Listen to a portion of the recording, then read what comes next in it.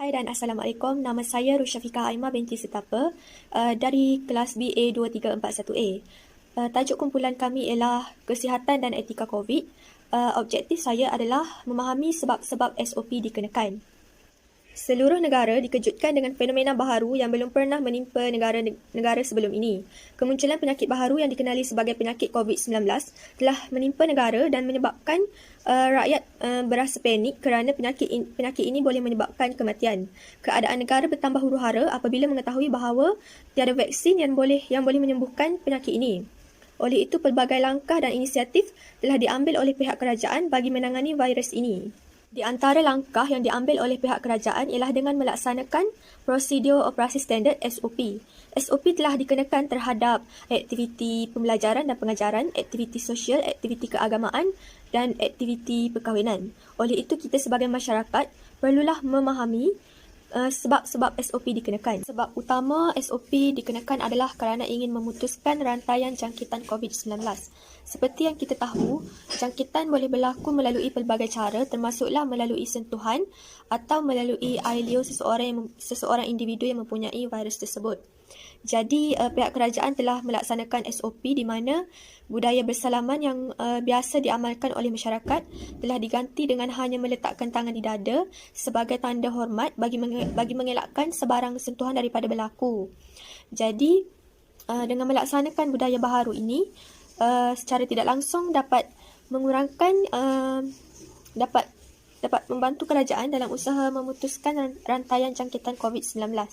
Sebab SOP dikenakan juga adalah kerana ingin menangani masalah ekonomi negara. Seperti yang diketahui umum, kes COVID-19 yang berlaku telah menyebabkan perbelanjaan negara meningkat kerana pihak kerajaan perlu menyediakan kemudahan perubatan kepada pesakit COVID-19 daripada segi ubat-ubatan, mesin-mesin dan menyediakan dewan khas untuk menempatkan pesakit COVID-19.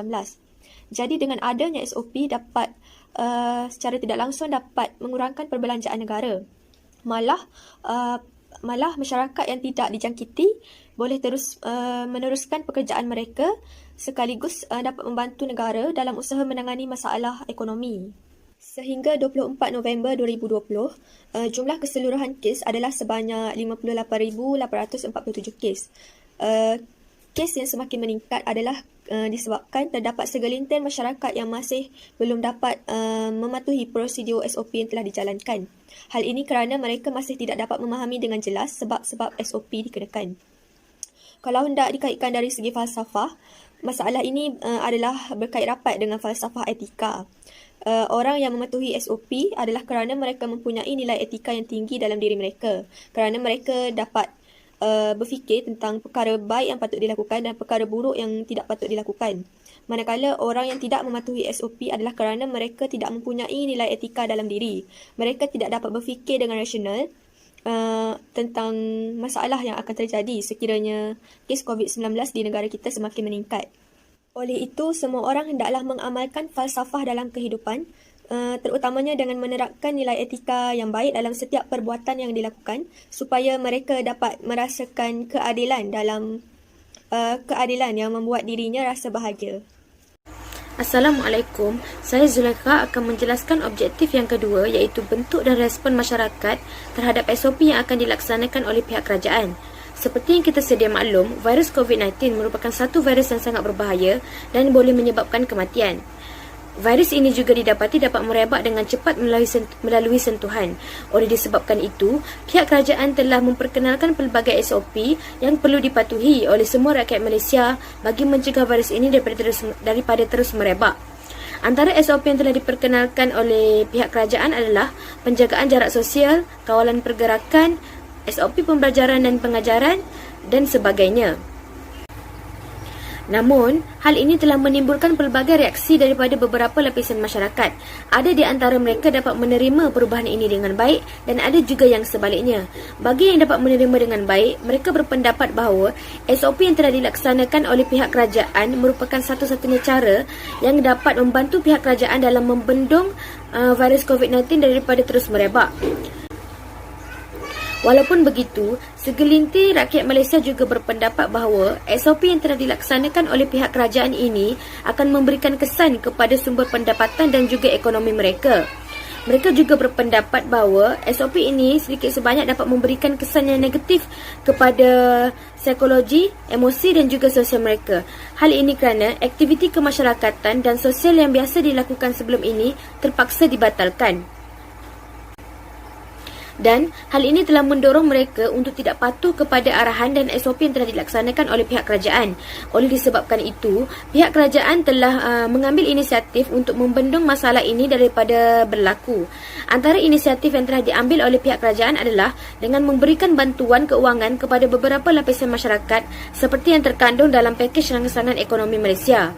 Selain itu, pihak kerajaan juga telah membekalkan pakej internet percuma kepada seluruh rakyat Malaysia sehingga 31 Disember 2020. Pakej internet ini juga sedikit sebanyak dapat membantu pelajar dan juga guru untuk melaksanakan proses pembelajaran dan pengajaran secara atas talian.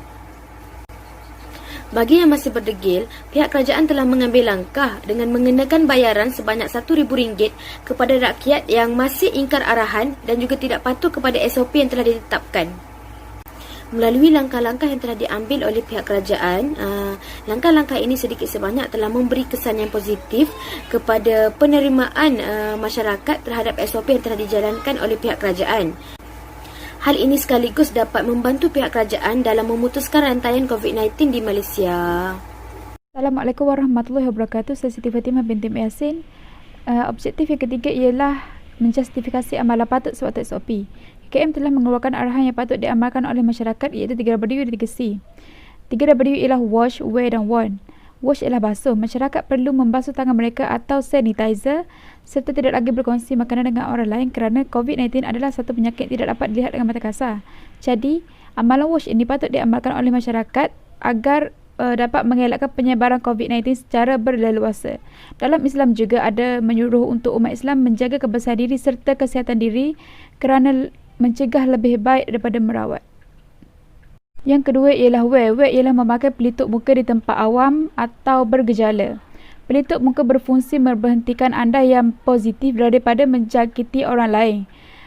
Masyarakat perlu memilih pelitup muka yang sesuai iaitu pelitup muka yang mempunyai 3 lapisan serta yang terdapat di farmasi. Ini kerana masyarakat mudah terpedaya dengan pelitup muka yang murah dan membeli tanpa berfikir panjang. Akibatnya yang diperolehi adalah kerugian dan terdedah kepada COVID-19. Ketiga ialah warn, iaitu peringatan daripada Kementerian Kesihatan Malaysia atau KKM untuk duduk di rumah, elak ke tempat yang sesak dan lain-lain. Masyarakat perlulah mematuhi amalan ini kerana dapat membantu Barisan Harapan menangani COVID-19. Individu yang mengikuti amalan ini juga sudah dianggap sebagai perwira negara kerana bersama-sama membantu frontliner negara mencegah wabak bahaya ini. Yang seterusnya ialah 3C. 3C terdiri daripada 3 perkara iaitu crowded place, confined place dan close conversation. Crowded place ialah tempat yang sesak. Kumpulan etnik tidak digalakkan ke tempat yang sesak seperti shopping mall. Hal ini kerana tempat seperti ini dikunjungi oleh bermacam-macam manusia yang kita tidak tahu aktiviti seharian mereka, adakah mereka benar-benar mengikuti dan menjalankan SOP dengan betul atau tidak. Yang kedua ialah confined place. Confined place ialah tempat yang sunyi atau tertutup.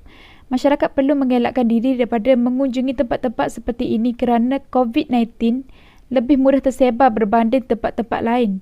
Contohnya, apabila seseorang yang bergegala ke tempat seperti itu, maka penyebaran COVID-19 berlaku dengan lebih mudah kerana tiada penjarakan sosial antara mereka. Dan yang terakhir ialah close conversation. Close conversation ialah bercakap pada jarak yang dekat. Masyarakat perlulah mengelakkan diri daripada bercakap dengan jarak yang dekat iaitu kurang daripada 1 meter. Hal ini kerana COVID-19 tersebar melalui audio dan boleh memberi kesan kepada orang terdekat jika orang yang bercakap itu mempunyai gegala-gegala COVID-19.